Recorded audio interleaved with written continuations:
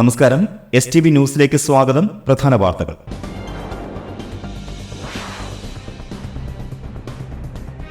ചേലക്കരയിൽ ഇരുചക്രവാഹനം അപകടത്തിൽപ്പെട്ട യുവാവ് മരിച്ചു.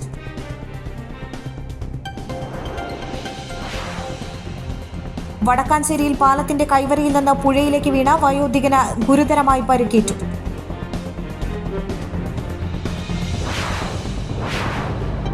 കേരള മത്സ്യത്തൊഴിലാളി ക്ഷേമനിധി ബോർഡിന്റെ ആഭിമുഖ്യത്തിൽ എക്സൈസ്, പൊതുവിദ്യാഭ്യാസം, വനിതാ ശിശുക്ഷേമ വകുപ്പുകളുടെ സഹകരണത്തോടെ നടപ്പിലാക്കുന്ന ലഹരി വിമുക്ത തീരം ക്യാമ്പയിനിന്റെ കയ്പമംഗലം മണ്ഡലം തല ഉദ്ഘാടനം നടത്തി.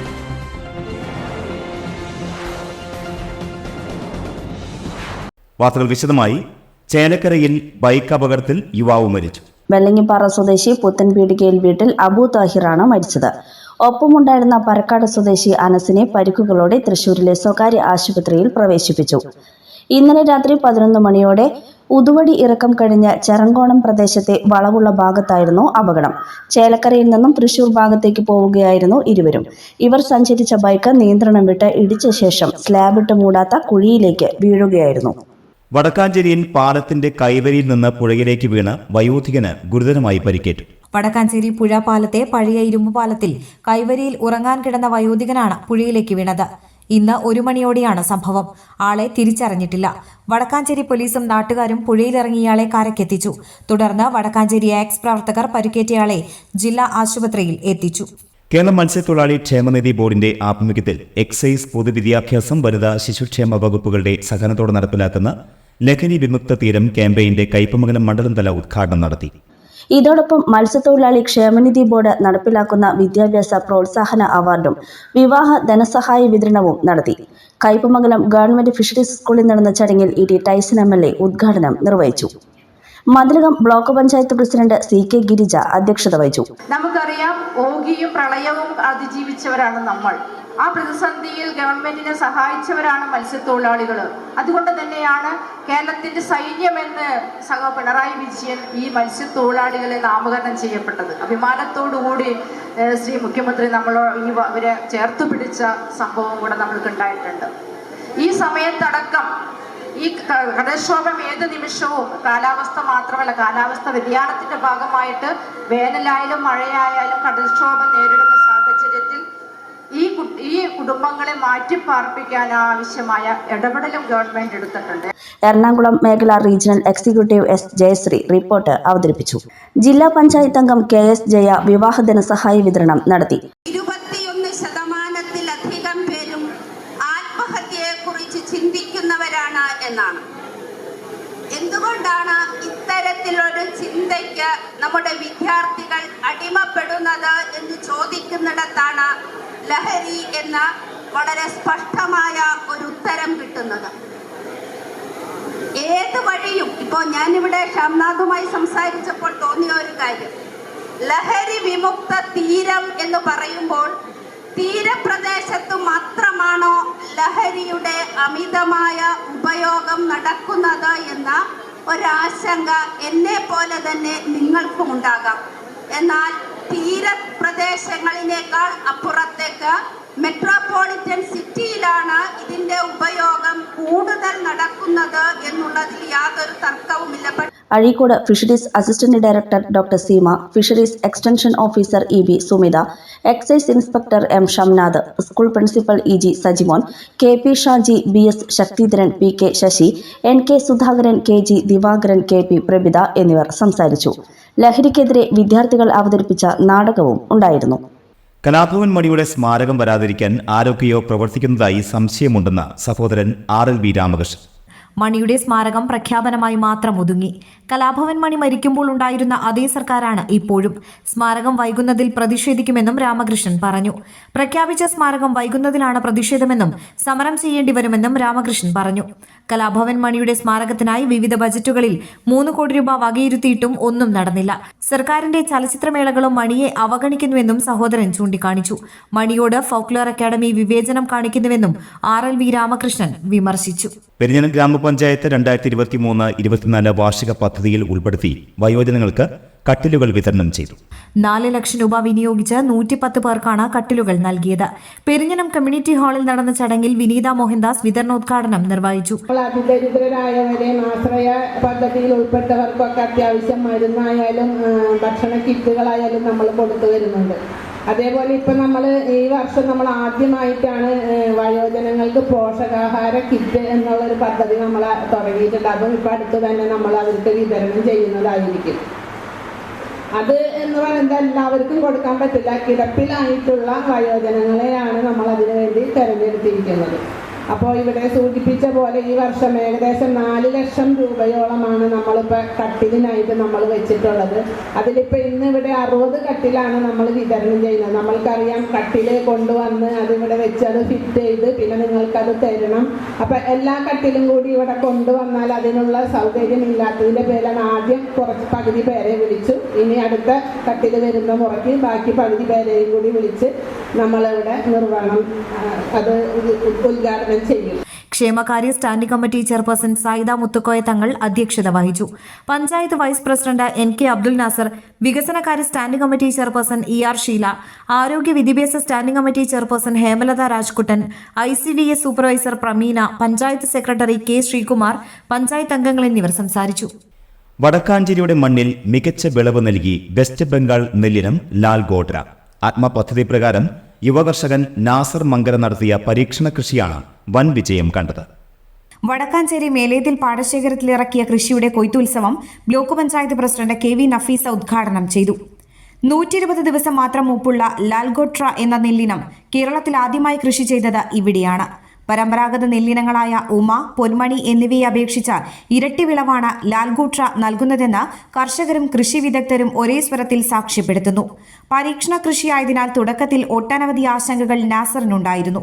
എന്നാൽ കേരളത്തിന്റെ കാലാവസ്ഥയ്ക്ക് ഏറെ യോജിച്ച നെല്ലിനമാണ് ഇതെന്ന് വിളവിലൂടെ തെളിയിച്ചിരിക്കുകയാണ്.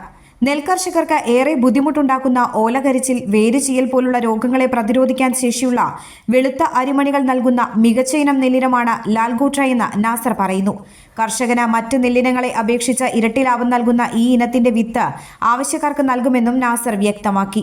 അസിസ്റ്റന്റ് കൃഷി ഡയറക്ടർ സുജിത് PG, വടക്കാഞ്ചേരി കൃഷി ഓഫീസർ ദിബിൻ MN തുടങ്ങിയ ഉദ്യോഗസ്ഥരും പാടശേഖര സമിതി അംഗങ്ങളും കൊയ്ത്തുത്സവത്തിൽ പങ്കെടുത്തു. വലപ്പാട് പ്രിയദർശിനി സൗഹൃദ കൂട്ടായ്മയുടെ നേതൃത്വത്തിൽ വലപ്പാട് സെന്റ് സെബാസ്റ്റ്യൻ പള്ളി വികാരിയായി 4 വർഷം പൂർത്തിയാക്കി അടുത്ത ഇടവകയിലേക്ക് സ്ഥലം മാറിപ്പോകുന്ന ഫാദർ ബാബു അപ്പാടിന് യാത്രാമംഗളങ്ങളും അനുമോദനവും നൽകി. വെടിക്കെട്ട് കത്തി തീർന്നത് തർക്കങ്ങൾ ഉണ്ടാകുമ്പോൾ ഇടപെടാം. എല്ലാ അർത്ഥത്തിലും ഫുൾ ടൈം രാത്രി എല്ലാം കഴിഞ്ഞ് അവസാനത്തെ ആളും പള്ളിയിൽ പോയതിനു ശേഷമേ അച്ഛൻ്റെ മുറി പോകും. പിന്നെ അച്ഛനോട് ചോദിച്ചു, അച്ഛൻ സാധാരണ അച്ഛന്മാരെക്കാളും വ്യത്യസ്തമായ ശൈലിയാണല്ലോ. അപ്പോൾ അച്ഛനോട് പറഞ്ഞൊരു മറുപടി, എനിക്ക് ഒരാളെയും ഭയക്കേണ്ട കാര്യം, പ്രത്യേകിച്ച് വേറെ ഒരു മുൻവിധി എന്തു വന്നാലും ഫേസ് ചെയ്യാനുള്ള മനക്കരുത്ത്, ഇടപെടുന്ന മേഖലയിലൊക്കെ തന്നെ നിസ്വാർത്ഥമായൊരു സമീപനം ഞാൻ കാഴ്ചവെക്കാറ്. ഒരാളുമായി തർക്കമുണ്ടാക്കാനോ ഒരാളുമായി മുഷ്ടിയുണ്ടാക്കാവുന്ന രീതിയിൽ സംസാരിക്കാനും തയ്യാറാക്കി. എന്തെങ്കിലും പ്രശ്നങ്ങളൊക്കെ ഉണ്ടെങ്കിൽ ആ പ്രശ്നങ്ങൾ ഇടപെട്ട് പരിഹരിക്കാൻ ഞാനെപ്പോഴും ശ്രമിക്കാറ്. അതുകൊണ്ട് തന്നെ ഒരാളെയും ഭയക്കേണ്ട കാര്യമില്ല എന്ന് അച്ഛൻ പറഞ്ഞപ്പോൾ സത്യത്തിൽ അത് എൻ്റെ മനസ്സിലന്ന് എഴുതി ചേർക്കപ്പെട്ടൊരു വാചകമായിട്ടുണ്ട്. പള്ളിയിൽ നടന്ന ചടങ്ങിൽ DCC പ്രസിഡന്റ് ജോസ് വള്ളൂർ ബാബു അപ്പാടനെ പൊന്നാടി അണിയിച്ചും മൊമെന്റോ നൽകിയും ആദരിച്ചു.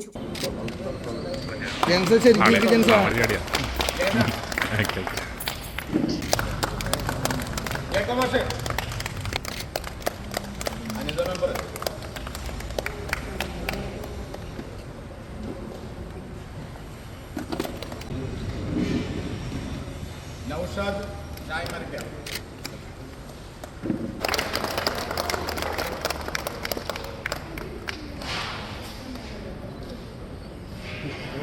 സെൽഫി എടുക്കണം.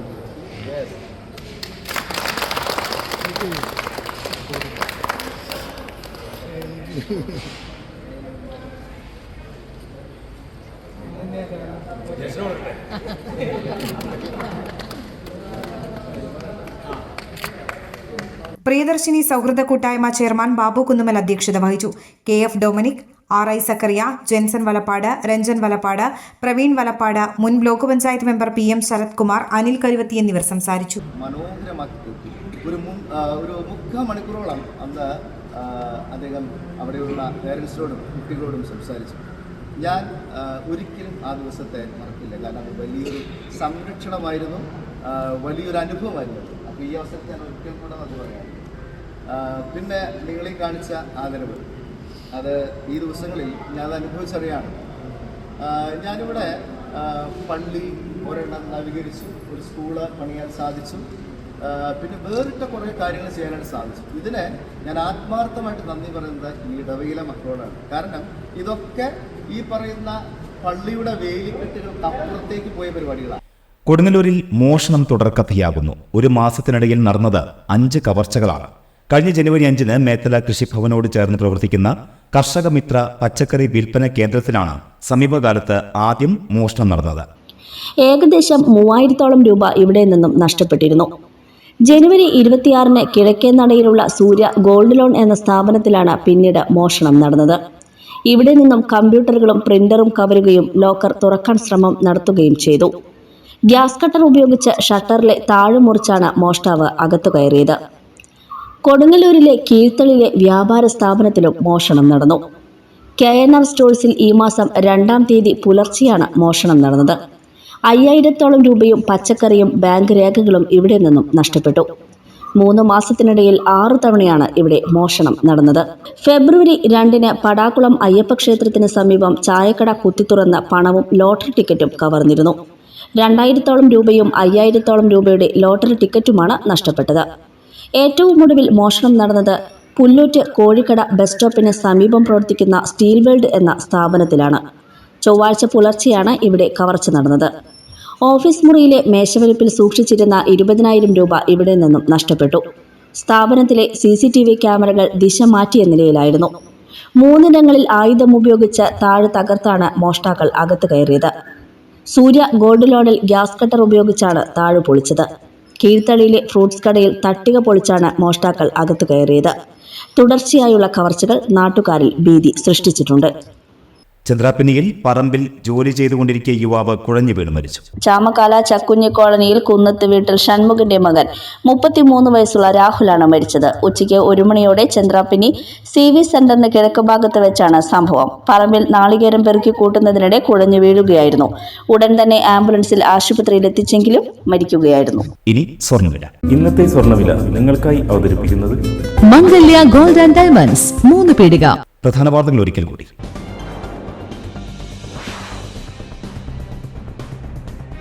ചേലക്കരയിൽ ഇരുചക്രവാഹനം അപകടത്തിൽപ്പെട്ട യുവാവ് മരിച്ചു.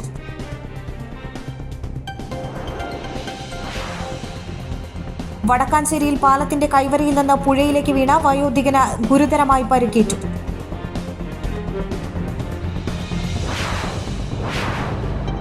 കേരള മത്സ്യത്തൊഴിലാളി ക്ഷേമനിധി ബോർഡിന്റെ ആഭിമുഖ്യത്തിൽ എക്സൈസ്, പൊതുവിദ്യാഭ്യാസം, വനിതാ ശിശുക്ഷേമ വകുപ്പുകളുടെ സഹകരണത്തോടെ നടപ്പിലാക്കുന്ന ലഹരി വിമുക്ത തീരം ക്യാമ്പയിനിന്റെ കയ്പമംഗലം മണ്ഡലം തല ഉദ്ഘാടനം നടത്തി.